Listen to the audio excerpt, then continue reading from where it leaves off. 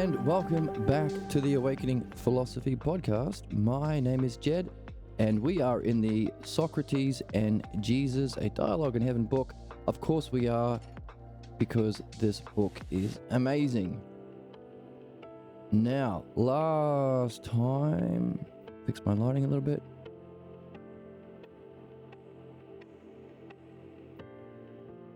With that, last time we I brought myself back to speed after a few days off that I have taken because I was playing music, and reviewed the chorus, because that's part of reading. As we read, we are going to be triggering our pathologos beliefs, our loyalty to our false beliefs and images that we got from childhood in a non-dialectic way. The logos was squashed. We were not able to ask questions, talk back, that kind of thing. So the very conditions that we are trying to create with our relationship with ourselves, in our relationships, and on the stream, one that encourages the logos, encourages reflection. So no idea of blame or punishment or exile or any of that horse shit that is just going to get in the way and cause negative effects. So we're getting rid of all of that to create the ideal conditions for the logos and dialectic. All of those conditions were not present when we got our pathologos, where we came to a false conclusion, in part because we didn't have the logos. Well, pretty much because we didn't have the logos. We took the blame for an injustice against the self that we suffered to save our images of excellence, our images of all of those metaphysical principles we are understanding here, images of beauty, images of justice, by our parents or parental surrogates who were cosplaying the knower. Either they were lying to us and they weren't as wise and caring as we thought, which is the case, at least in that particular instance, or that moment. They weren't being loving or caring. They were doing an unjust thing. So either that's the case, which is can be a difficult conclusion for a child to make, or there's something wrong with myself. There's something wrong with my mind, because I could never have suspected this would have been their reaction to me being in some kind of excellence of self. And there's something wrong with my understanding, because it doesn't seem to make sense rationally. And of course, understanding, mind, and self are those next 3 stages of human development that we are seeking to move into. And what's below self, mind, and understanding? 1, 2, 3. Number 4, beliefs, the cause of our problems. So, as we read those beliefs, or the echoes of that scene through our beliefs, will jump out at us and trigger us and get us to undermine what we're seeing, give up on the game, give up on understanding itself, and tell us to retreat into the perceived safety of belief thinking and clan identity. So in the book, we have a character that represents that thing that we will all experience, because if we weren't experiencing it, you wouldn't be a human being, because we all get a pathologos. That's what we're here to address. So we have the chorus that represents that function of human learning in the book. Also, what we've been learning recently is that specific pathologos that we get is itself a representation of all of the learning and nurture our soul has been developing through all of its experience, through all of its lifetimes up until this point. Meaning there is a kind of justice in reality. There is a balance or fairness or an accurate I'm going to turn on my fan.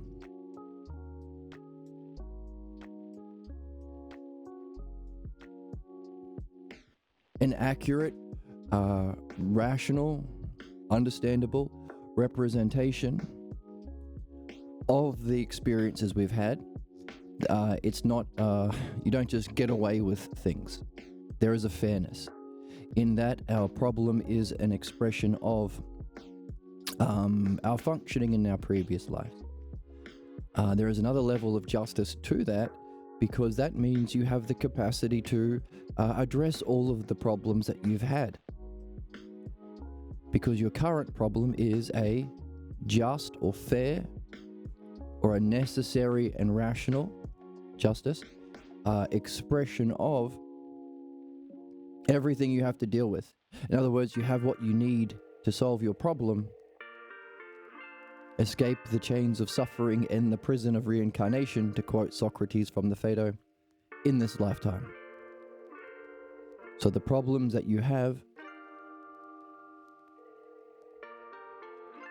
are A, solvable, which is a kind of justice.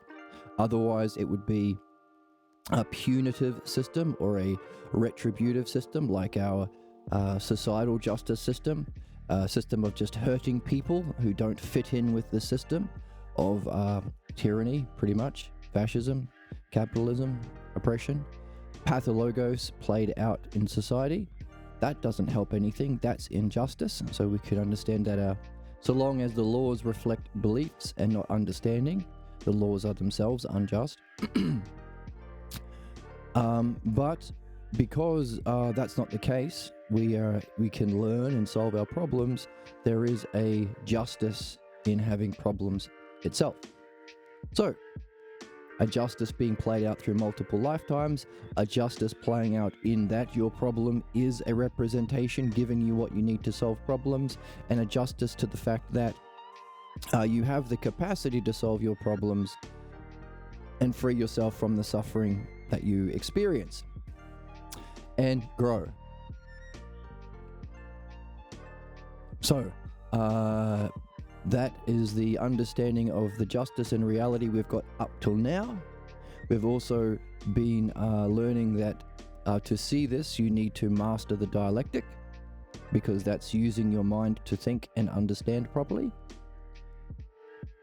which, as we said, is that level 3. Beliefs is, well, bad. Understanding is that next level of development.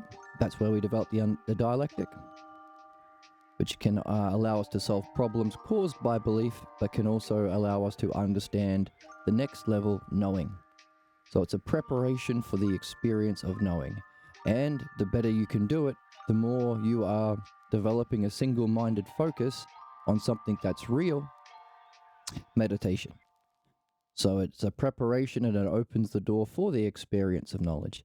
But because you got there through knowledge and not the other ways people experience it, because you got to knowledge through understanding, you can take that understanding with you, which has positive effects. And also, after the experience, you can reflect on, through understanding knowledge, and through the dialectic, realize there must be a self beyond that. So it's understanding that allows our development to understanding, knowing, and self. 3, 2, and 1. So a fundamental aspect of justice is the dialectic. You need the dialectic to recognize those levels of justice, and you need the dialectic to solve those problems. Isn't that neat?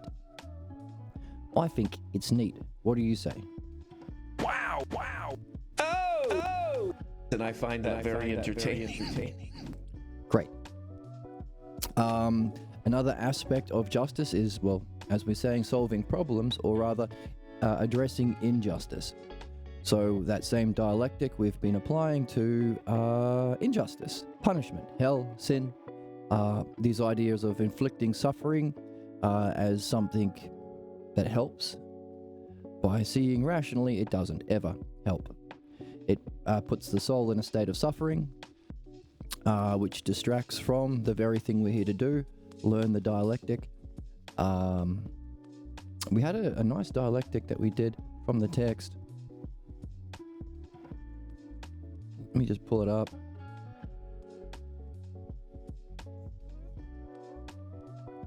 On the board.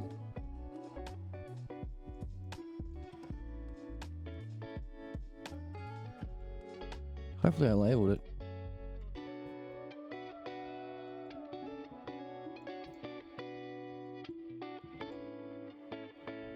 As we read, I hope you're doing your own dialectics.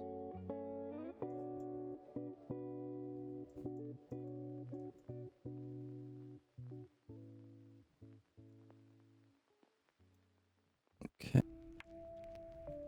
All right, so the effects of punishment bring a particular kind of suffering that dominates the soul. It therefore deprives one of freedom, which is needed to discover the roots of your problem or your folly. And as a result, it leaves untouched the core beliefs that are fundamental to man's ignorance. So even in this one paragraph, you have enough material to do a dialectic.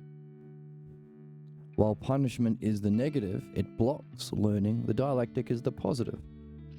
So as we've been saying for the multiple levels of justice, to see and participate in justice, you need the dialectic. And we can therefore say, if this book provides paragraphs like this, which give us the material to do a meaningful dialectic on something super significant, we can conclude this work itself is a work of justice.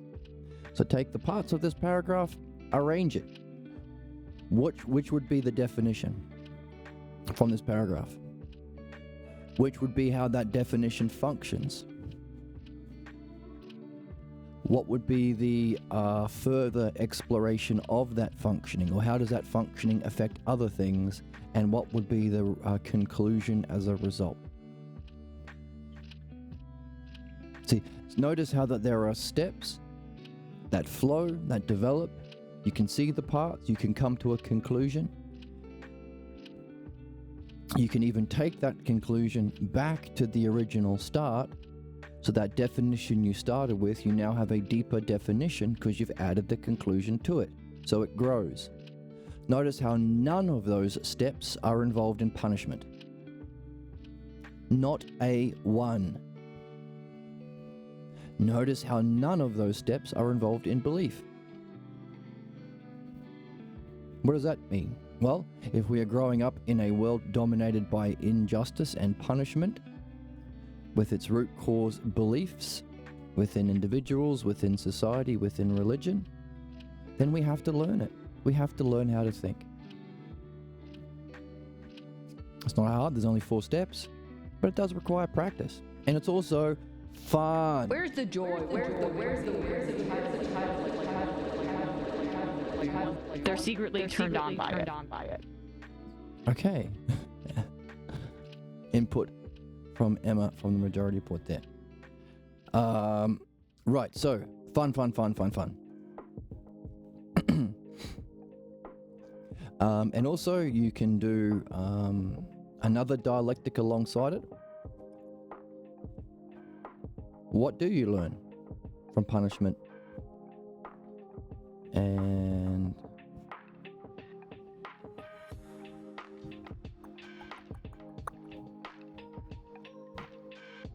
I think it's said in the book here.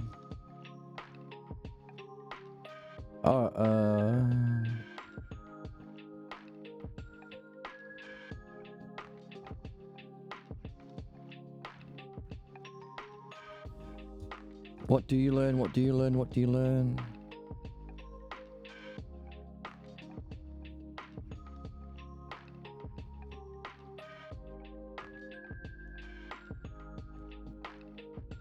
Okay, I need to pause again.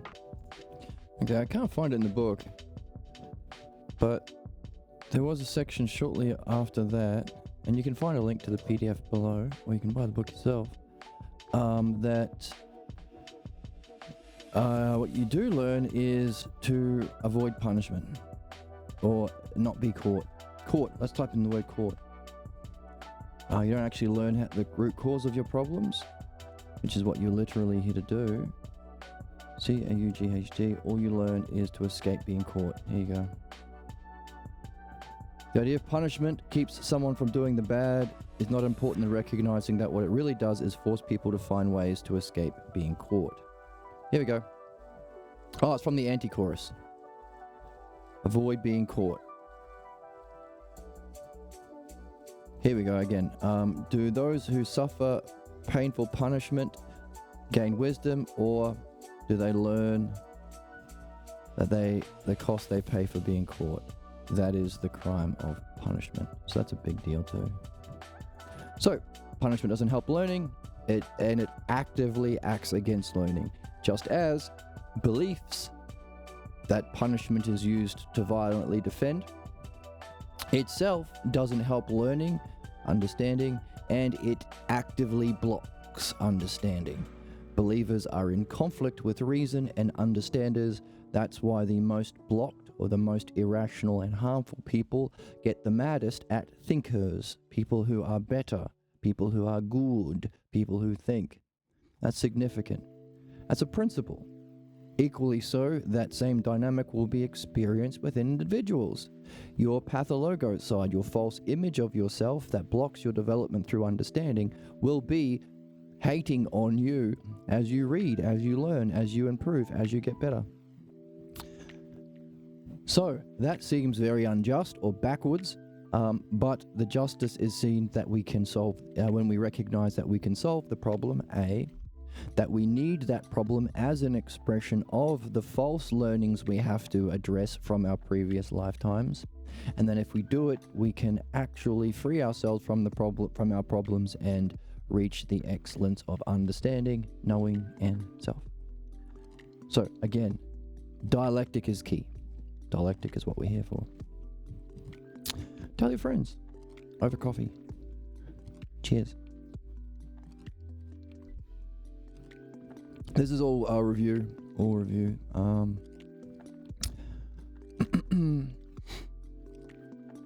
So, justice so far is about learning through the dialectic and recognizing that the conditions for problems and the fact that they're solvable is necessary for that learning and therefore a justice.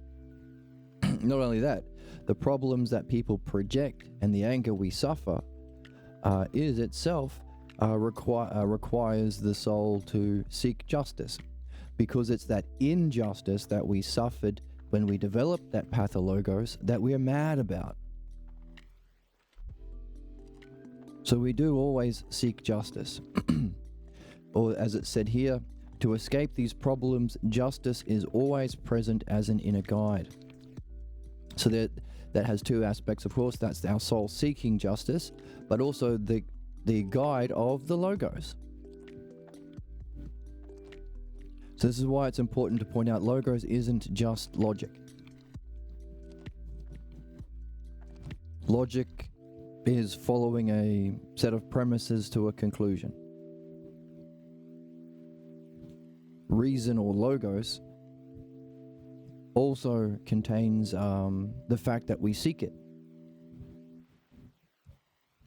We seek to know the rational nature of reality as a fundamental, as the method to know the self.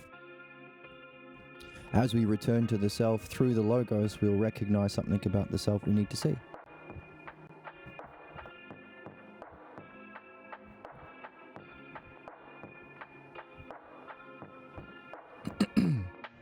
It also contains the aspects of intelligibility. You can experience the logos directly. It also includes aspects of goodness, beauty, justice, excellence. And it also includes providence or divine care.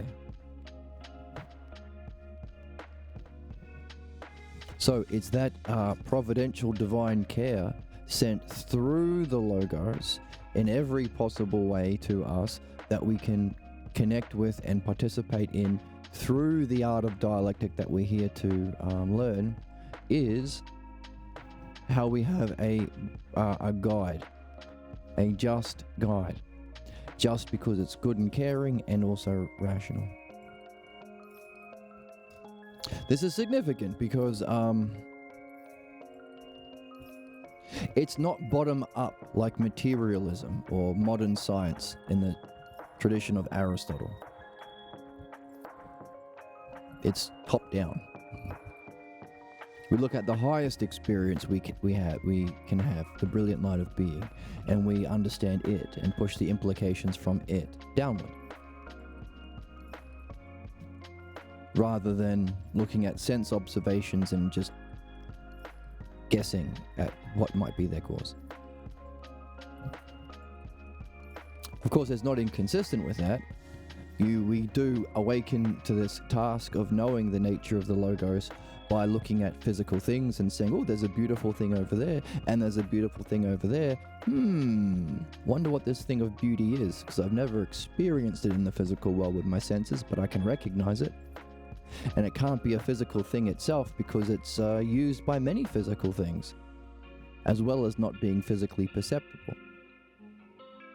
The idea itself, it's an adjective that is applied. So where is that realm where these adjectives live? Or what are the conditions or causes?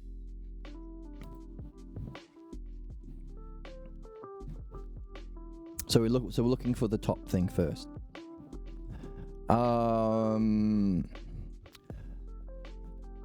It's always necessary for problems to exist and there to be a solution.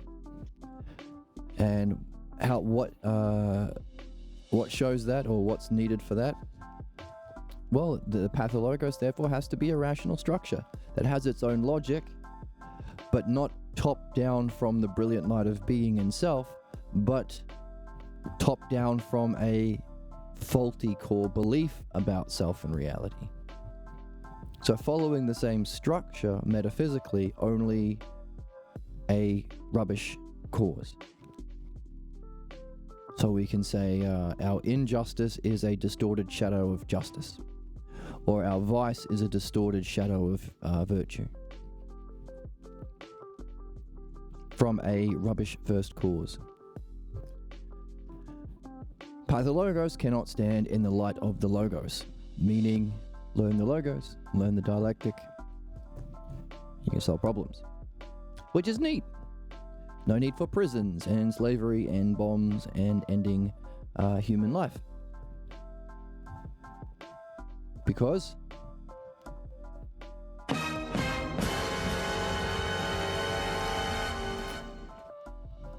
now, am I too quiet in the mix now? Just having a look. No, okay, we'll keep it this way. Because the pathologos cannot stand in the light of reason. That's what the sting was for. Pathologos cannot stand in the light of the logos. Therefore, because we are human beings who have awakened language or evolved to the level of participating in the logos, so we know how we can look, how to look. Let's put that on the board. I like this one. What are the things that we can do?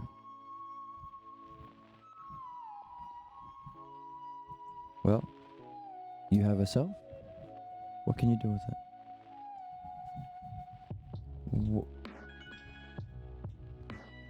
Where? Let's put a title.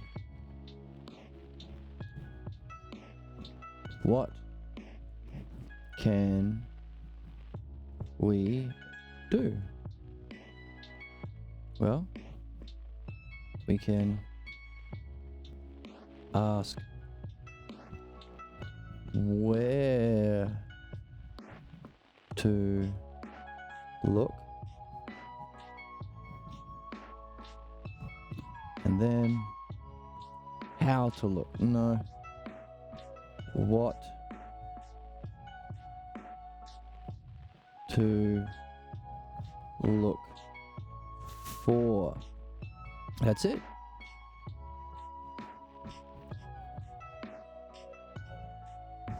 So where to look? So which would be what is the best or excellence or virtue of this? What we can do?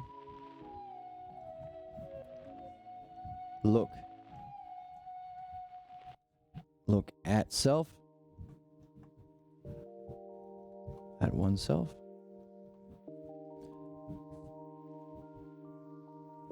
Oops. Look for logos. There you go. So we can say, because we have the capacity for self-reflection, ousia, and because we have language, we can language, we can participate in the logos. We have evolved to the capacity to do the excellence of what we can do with self. Where to look? Look at oneself. What to look for? Look for the logos. But because of that principle that we're seeing, all problems is simply a distorted reflection of excellence, or rather,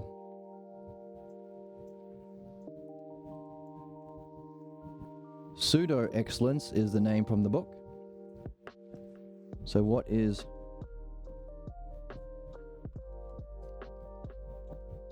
worst or pseudo, how do you spell pseudo?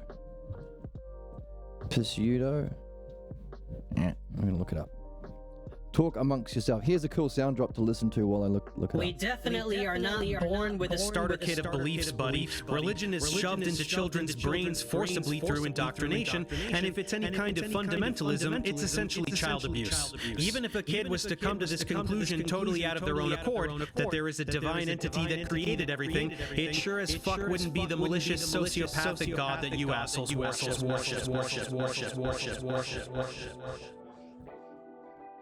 Okay, there's Professor Dave saying it with his full chest for the people in the back.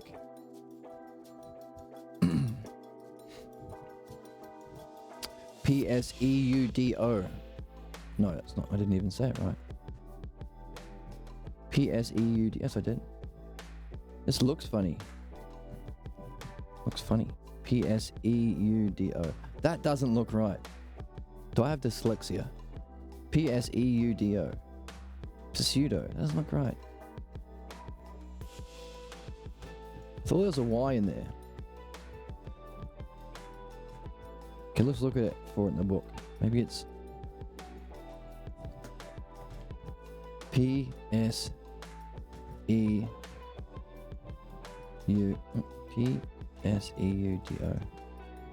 No, that's right. Pseudo excellence.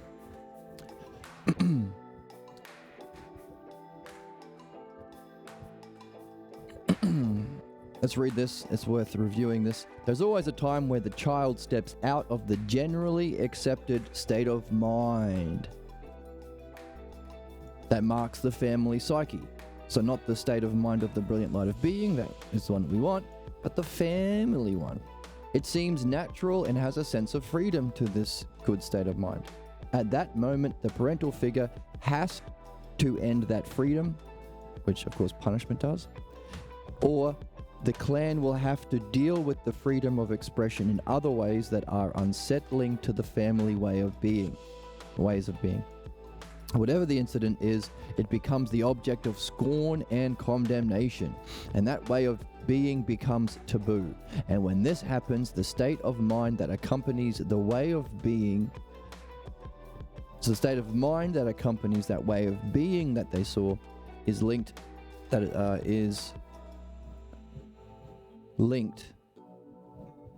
and also forbidden.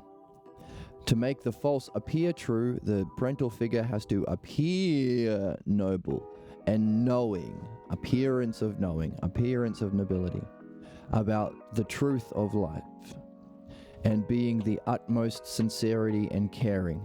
So what we've been talking about, justice, also is a guide.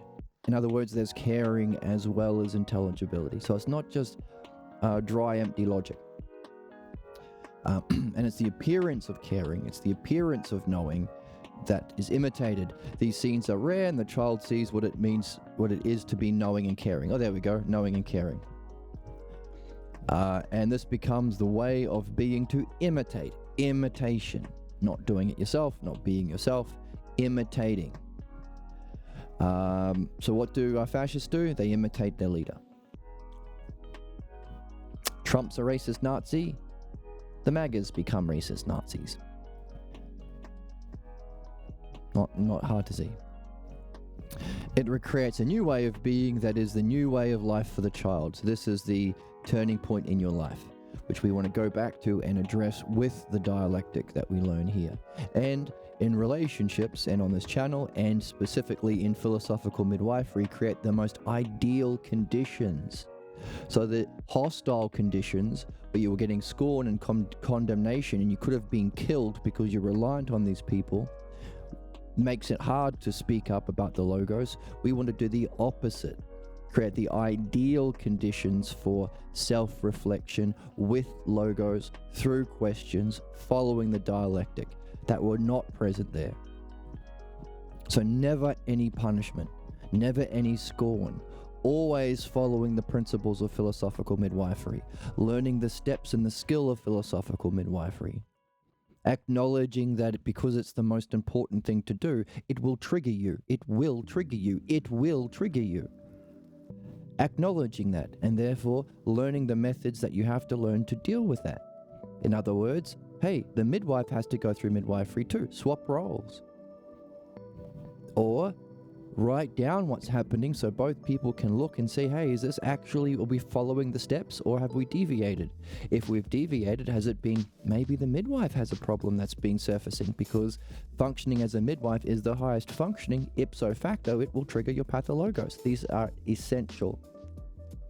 But all understandable or predictable. So there's the logical part of it. It's all predictable and repeatable.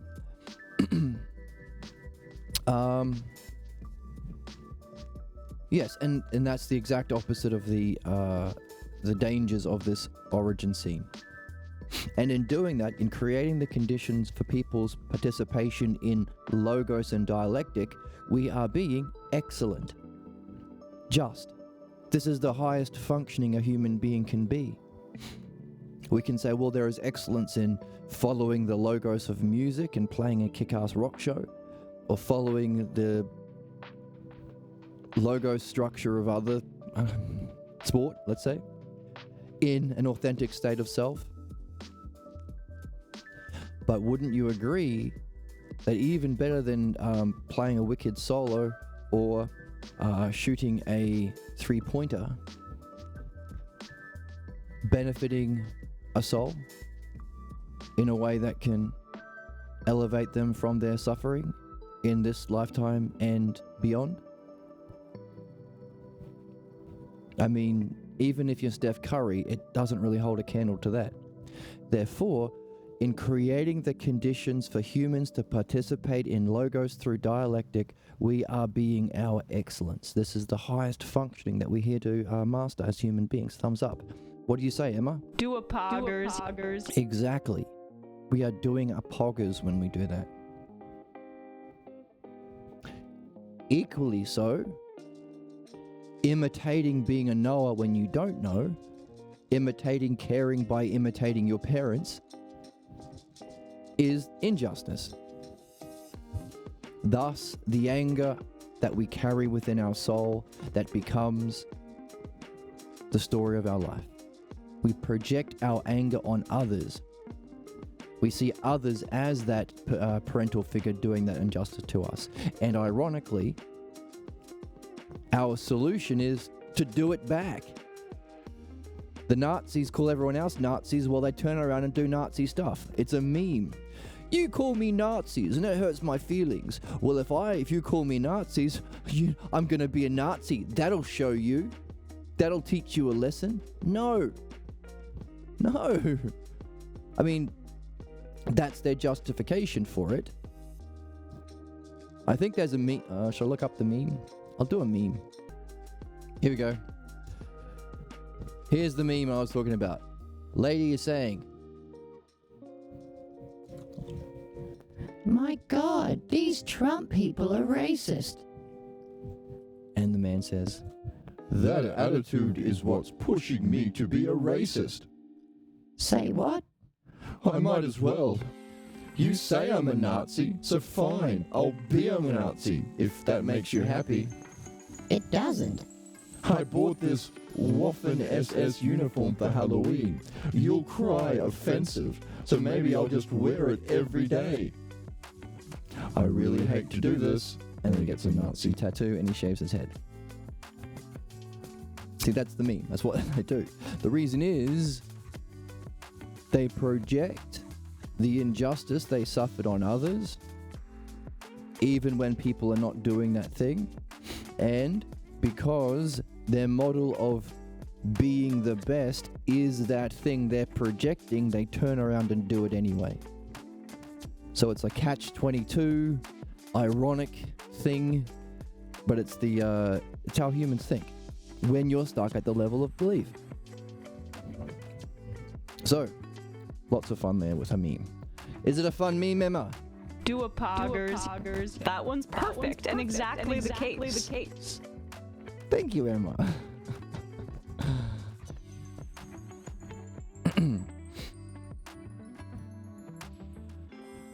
So, imitating. The new way of being becomes the new way of life for the child. With this new vision, the child gladly accepts the clan belief that gives the appearance of excellence. That's pseudo-excellence. That's what we're talking about. Whoops, there's our Hitler meme. Nazi meme.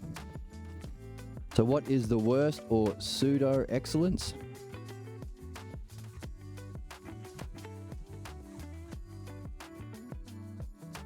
Of this?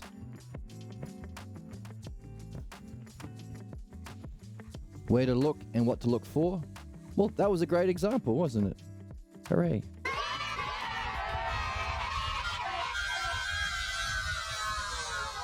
What is it? Look, project at others.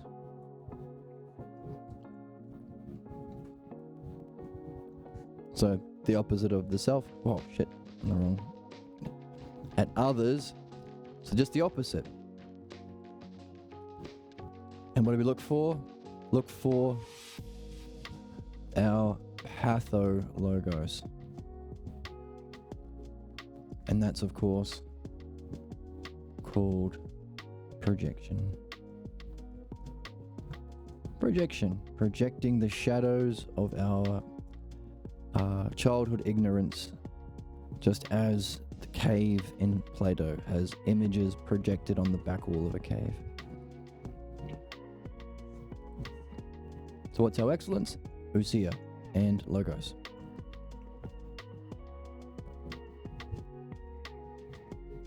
Is that neat? Two things you can do. So, what we just talked about would be the implications of this. We just talked about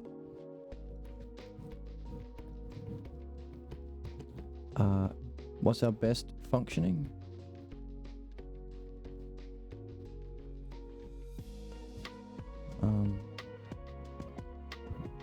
Well, we're just talking about how our highest excellence is ousia and logos, but our highest excellence towards others is to facilitate this.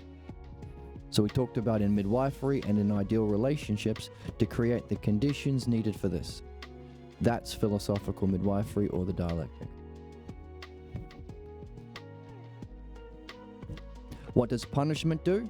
Gets you to focus on the person doing the punishing. Why? Because they want the attention. Why? Because that's what they got, what their parents got. Their parents got the attention. Look at how big and strong I am. So look at fascists. They always want all the attention. Trump puts his name in all his buildings. He wants to be on the news all the time. He wants everyone talking about Trump. He wants the attention of others, from others. What does he do? Projects his bullshit. Pathologos. Punishment does that. So, pseudo-excellence is any functioning like that pathologos origin scene, where you're focused on others and you project your pathologos crap. And the ideal functioning is to create the conditions for self-reflection through logos. Equally so, society. This is the model, therefore.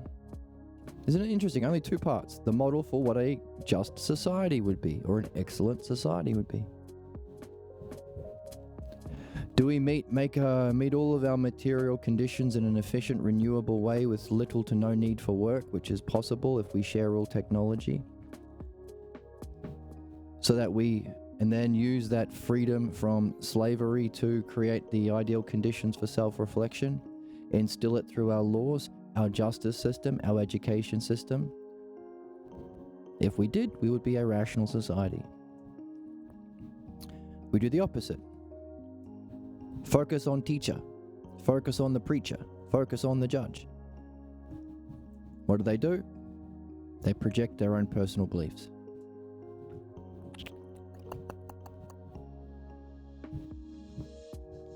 And punish, removing the ideal conditions for that. What does punishment actually teach you? Pay attention to others so they don't catch you.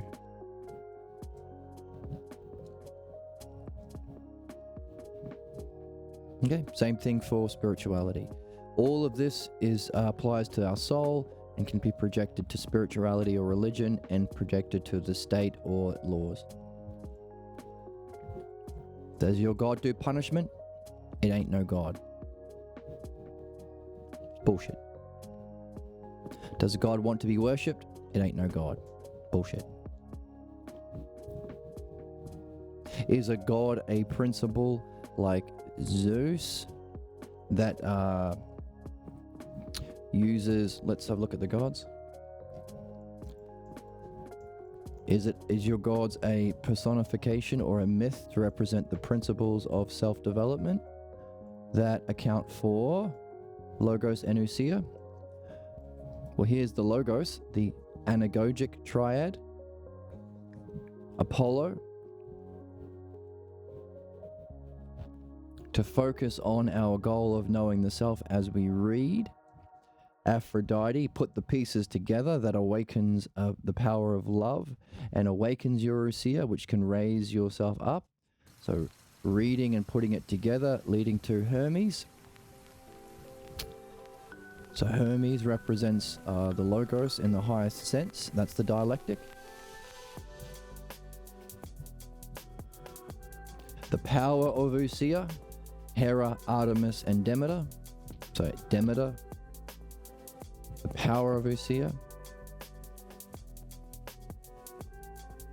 Hestia, the goddess of the fireplace, keeping it together with Athena and Ares protecting.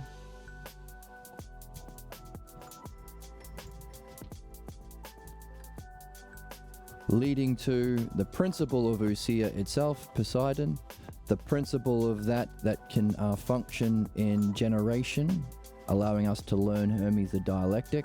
That principle is Hephaestus.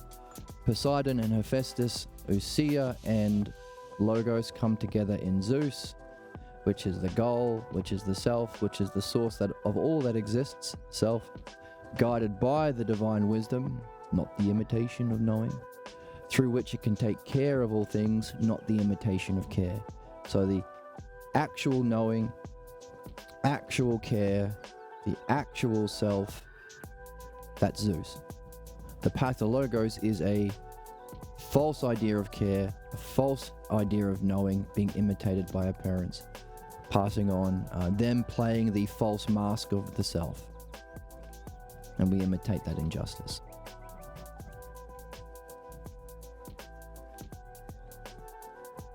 So, self-reflection and logos, Zeus, that's excellence. Make that your God. That's where we were in the text as well. Because you're not just stuck with the whatever you were taught in childhood. We definitely are not born with a starter kit of beliefs, buddy. Religion is shoved into children's brains forcibly through indoctrination, and if it's any kind of fundamentalism, it's essentially child abuse. Even if a kid was to come to this conclusion totally out of their own accord, that there is a divine entity that created everything, it sure as fuck wouldn't be the malicious sociopathic god that you assholes worship. Exactly. So now we understand why it's malicious and sociopathic. Punishment, focus on me, worship me, instilling beliefs, the cause of human problems, and therefore what we can do is choose our own, one that reflects the principles of understanding, self-reflection, actual care, Zeus, and self. Hooray!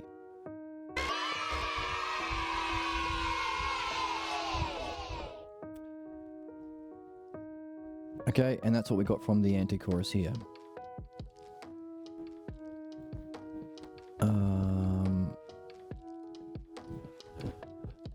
So, oh my goodness. The idea of God or theology one has should be drawn with care. And it should. So you have to pick a God. You need to review carefully what you see as necessary if the cosmos has been brought into existence from these higher intelligible causes, and we're learning about them in those gods we mentioned, 12 gods representing those higher intelligible causes. So make sure you craft it with care to reflect the ideas of perfection, truth, goodness, beauty, and see why the most profound of superlatives can be assigned to that divine luminosity. But these most fundamental ideas are denied of the one or the good itself. So you are even more transcendent than these highest experiences and ideas. But don't worry, haters, about seeing that your basic ideas, even though it should seem obvious. If you have Muslim parents, you're a Muslim. If you're Christian parents, you're Christian. So who's right? Have you ever compared parents? No. You're just playing favorites because you are saving your images of your parents being knowing and caring. Doesn't work, does it? At least 7.9 billion people are wrong because everyone's beliefs are different. Everyone's pathologos is different. So only one person can be right. Or, of course, it's none of them because it's not a belief, it's understanding, so it's open to everyone. But don't worry, even if you learn, because you're still going to believe it anyway. Why? The problem is that you can't reason someone out of a position that they didn't reason themselves into. So, there were not the conditions for reason or logos in that origin scene. That's why we create the ideal conditions to revisit that, and we encourage the person to see themselves as noble, to see themselves as good, because it's true, to see themselves as intelligent, so that they can ask the questions, they can go through the process of reflection through understanding that they were blocked from, or that was very, very dangerous. They could still have done it, but it was very, very dangerous to do back then. So, that's how you solve human problems. That's how you function in an excellent way towards other human beings. Therefore, that's the paradigm of justice and excellence and care and, providence. Therefore, that would also be the model for a caring God. Does a caring God demand belief? Then it's fucked. It's not a good God. It's a shit one. Drop it, do a better one. Create one that helps you actually solve problems and develop. Not one that specifically harms you and creates the conditions for injustice, suffering, mass murder, and the extinction of human life. Equally so for laws. Do our laws sanctify beliefs? Or do our laws reflect what we just said? Excellence.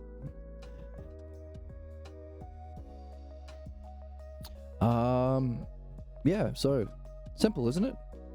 Two things you can do. look at something and look for something. Problems are therefore looking at the wrong thing and looking for the wrong thing. Injustice, vice, and excellence is looking at the right thing. The self looking for the right thing, logos. Just that simple. Very, very simple, universally applicable, fundamental principle of excellence and justice. Apply it to the divine, you've got theology.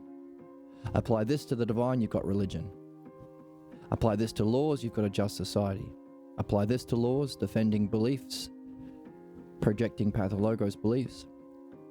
You have an unjust society. This will always be true. And because it's always true, it's a kind of learning that you can train into your soul, a kind of art that you can take with you beyond this physical incarnation. And we all know we're going to die, our body is going to die.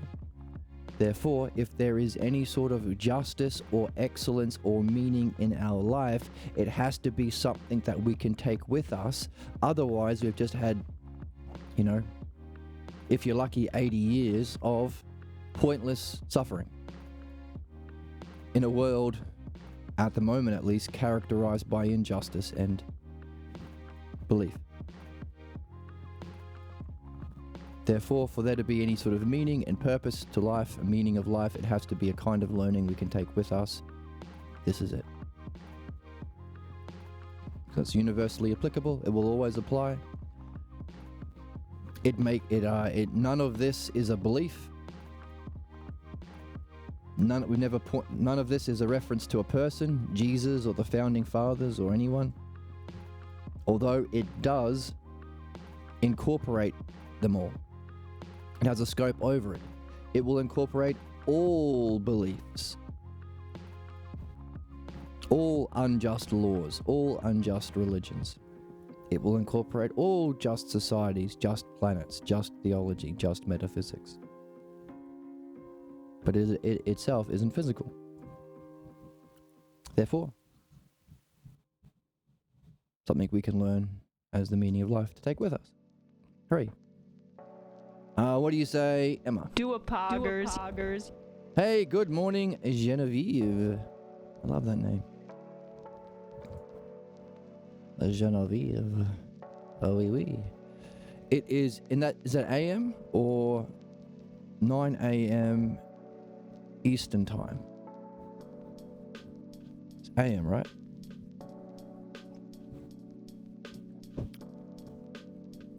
How's your morning? Do you remember your dreams? How were your dreams last night? Do you see in the dreams that you had last night any reflection of your pathologos beliefs? Focus on a certain kind of others. Were there any states of mind in your dream where you were reflecting on them yourself?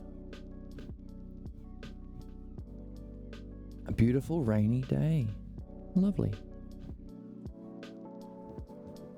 Were you in a state of excellence in your dreams? Because our dreams, just as we said, this can explain justice and injustice for the individual, for society with laws, for theology or religion.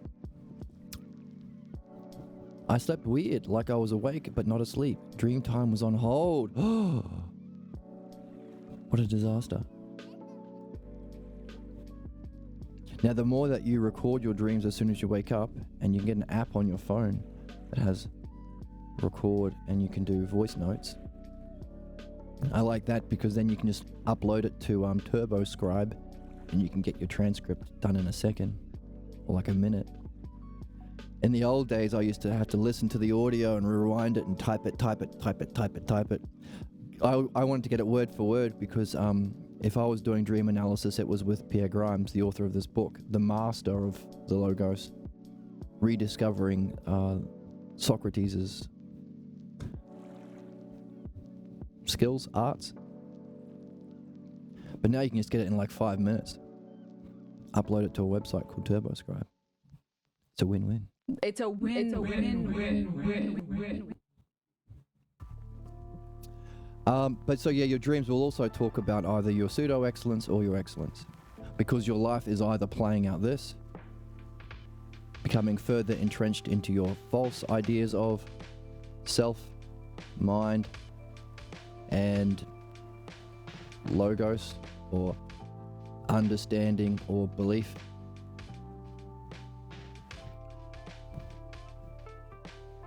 Your life becomes a identification with this, which causes your suffering and your blocks and also your negative reincarnations.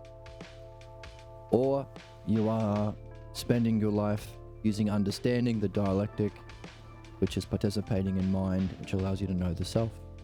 And you're freeing yourself from what's false. That's the meaning of life in excellence. And it will have a positive incarnation. So those are the two things your dreams can tell you about. Because those are the two things you're doing. Why? Because there's only two kinds of things you can do. Look at things and look for things. And those two things only have two directions. Path or logos or logos.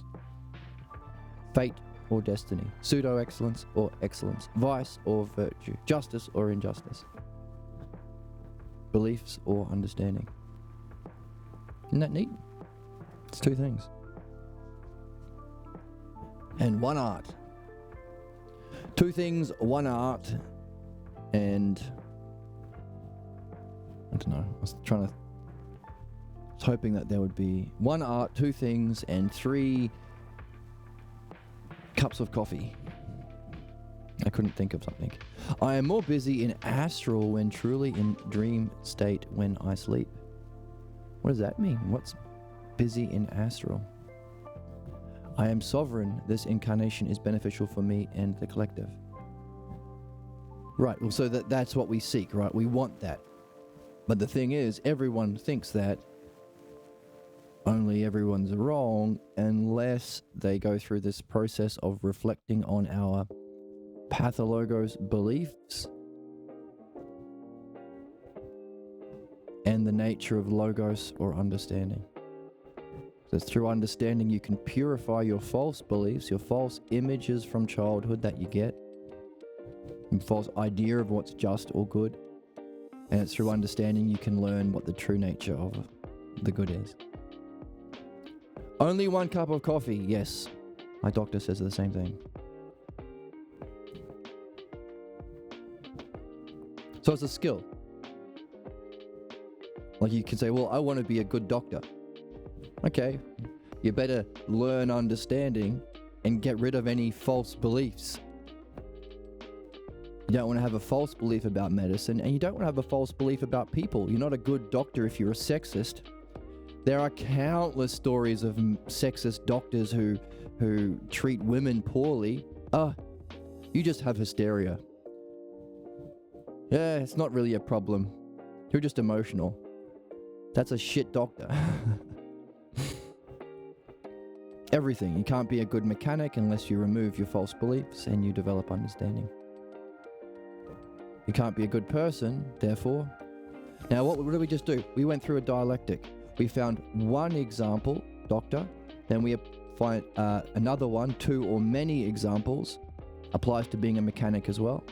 Could have done more. To be a good BMX rider, whatever. And then we go from that to the principle. Therefore, in principle, if you want to do something good and actually be beneficial, you have to go through a process of discovering the false beliefs applied to that thing and the truth, the true understanding of that thing. Now we've got it as a principle. We can do the 4th and final step, apply it to the specific. The thing that was hard to see at the beginning. For us, being a good person. Or the meaning of your reincarnation. Therefore, as a soul, we have to go through a process of finding our fundamental false beliefs about the soul, about the self, about the reality, about meaning, about goodness itself. And we have to go through a process of developing an understanding of the truth of self, goodness, beneficial incarnation. which means the highest art and our purpose as human beings would at least include, if not is entirely, whatever is the skill of removing false beliefs about goodness and self and developing true understanding about it. So therefore, for every human being, it's either the entirety of the meaning of life or a necessary aspect of the meaning of life to learn the art of the dialectic, because that's the skill, just as there's a skill to learning medicine and a skill to learning. Do the same thing for the skill. Is there a skill to medicine? One. Yes. That's why you pay money to go to medical school. Is there a skill for BMX, for being a mechanic, for being a chef? Yes. Therefore, is there a skill for the soul? Called the dialectic. Therefore, meaning of life is a dialectic. Now this is fun because, yeah, that's the dialectic. It's fun. Because there are these steps that you can follow. And if you see it as a whole, if you see it as a principle, you can have fun. Just as if you, I don't know, if you understand how the guitar works, you can have fun playing guitar. It's fun. Do a poggers. The problem is that where's the joy? Where's the whimsy? Where's the Fun.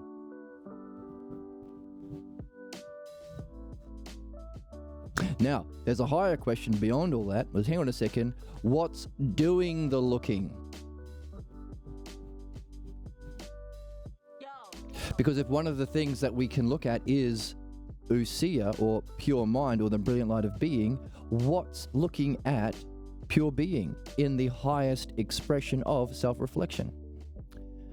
Do I play guitar? I do play guitar. In fact, today is going to be my first music stream on Twitch after a long break. That's why my audio is a bit different. I have a new soundboard which can do this. I can speak to you like this. And I can also speak to you like this. So I've got my soundboard on because I'm going to be streaming my guitar music. So it's Jed Phoenix Music on Twitch. And we can listen to music and you can request songs and we can talk about philosophy and dreams.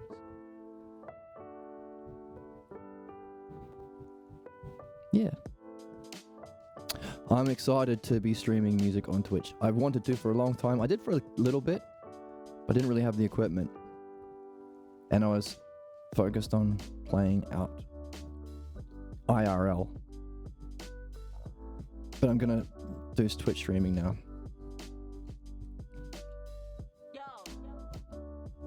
Yeah, Jed Phoenix. I'm gonna have to put a link on my Awakening Philosophy page. But yeah, so the same intelligibility that allows you to understand the guitar is the logos. There is a structure in using that language to make intelligible meaning or songs. There's a kind of dialectic.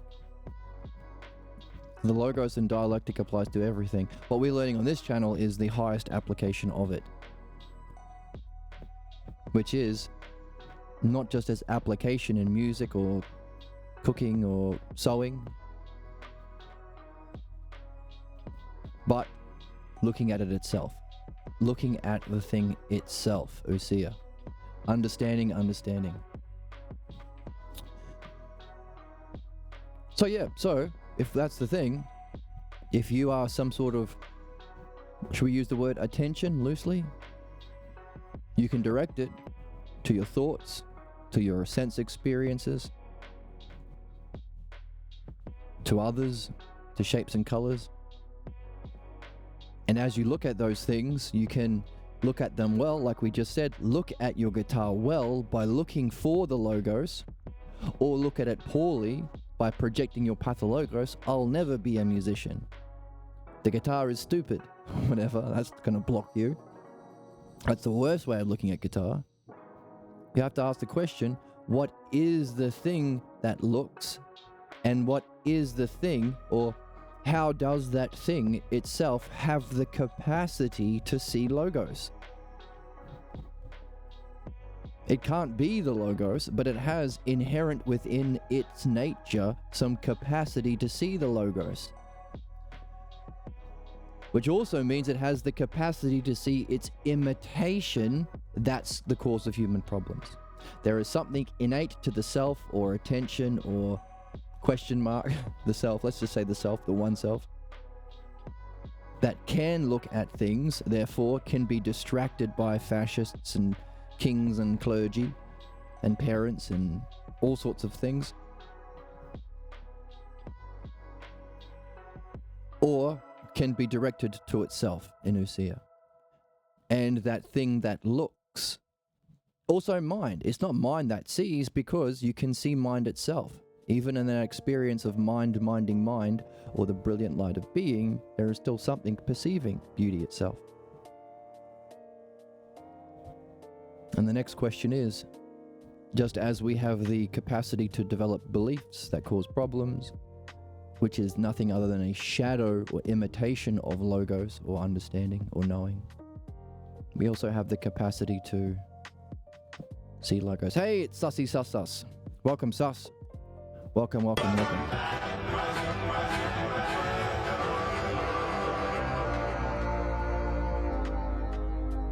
Welcome back. Justice, you mean just us? Yes, just us. Just you viewers of the best stream on Twitch and YouTube. You are the just ones. Handsome. Bless you. Excuse you. Bless you. Bless you. Well, bless you for saying that. We're just talking about how, we have two things that we can do. Look at things and look for things that we're looking at. So what are you looking at? And you're looking at a best streamer. And what do you look for? Are you looking to project your own beliefs and problems? Because a lot of people do. That's the cause of, projections and the right wing, fascism and all that. Problems, human problems. We all have it to some degree. Or are you looking for the intelligibility of mind itself that you are? A reflection of your own mind's intelligibility.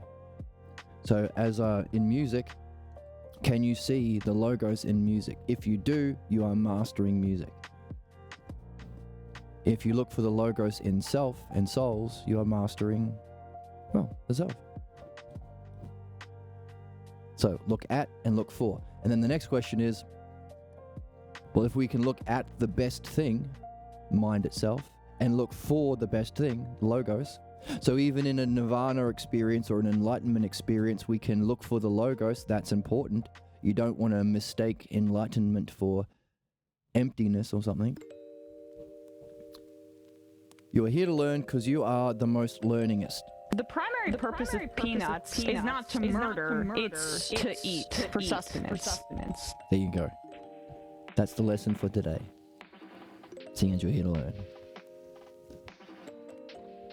Do you understand about peanuts?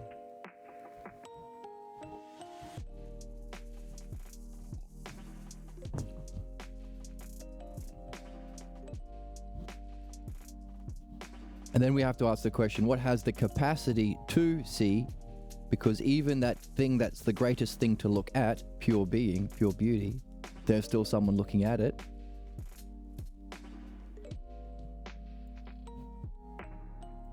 And what about that thing that sees allows it to be able to see the logos?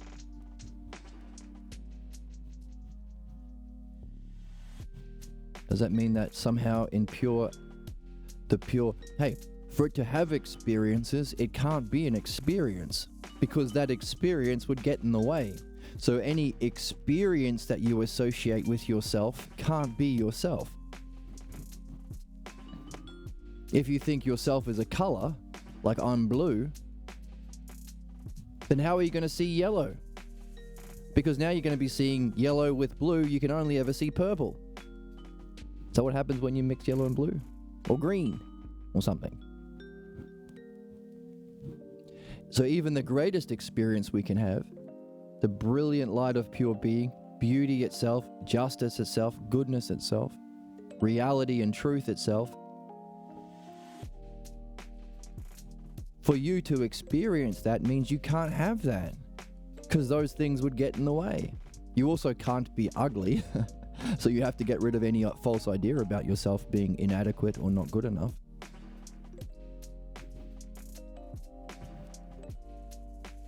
So a kind of pureness or clarity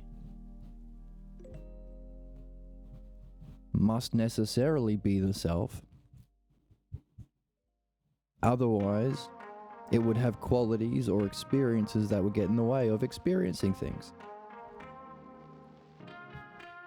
Not an absence of qualities, but something that transcends qualities, but also has the capacity to experience things. So it has to have some sort of logos nature in its emptiness or purity or clarity, in a transcendent way, allowing you to experience and know beauty and justice in pure mind, but also understand and recognize it in the physical world, as you recognize the handsome streamer.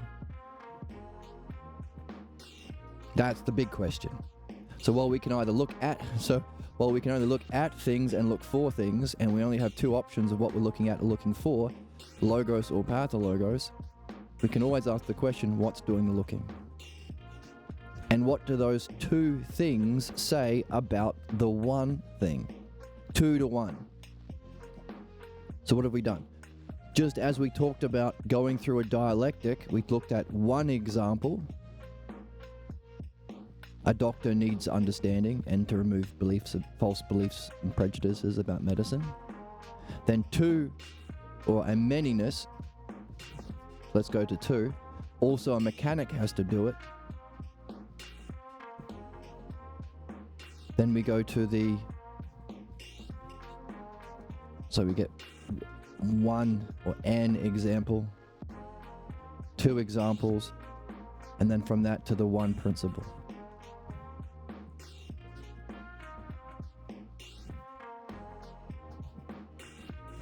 Equally so, we've got a 2 to 1 movement here, or a manyness. So these are both many. The example and the many examples are both manys, because even that 1 is 1 within a set of many. So we're going from many to the 1. So here we are going from 2 to 1. The most 2 primary things is looking at and looking for. What does that say about the 1? How do these 2 things come together to a conclusion about the self? That's the big puzzle.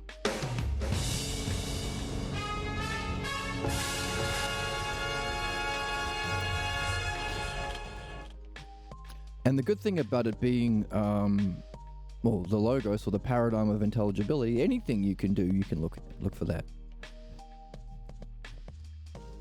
So whatever art you're learning, you can look at and look for.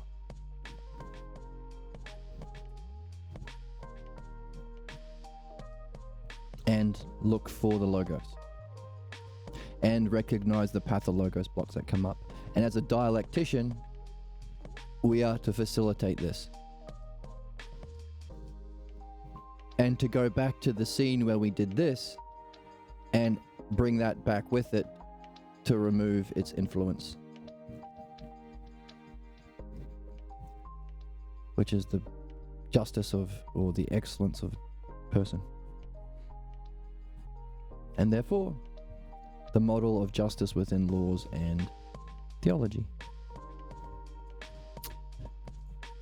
And if you're there, sus, still, check out, follow my Jed Phoenix music channel, because definitely today, because I have my new music set up, and I need to practice streaming so I can hone it and get it sounding really nice.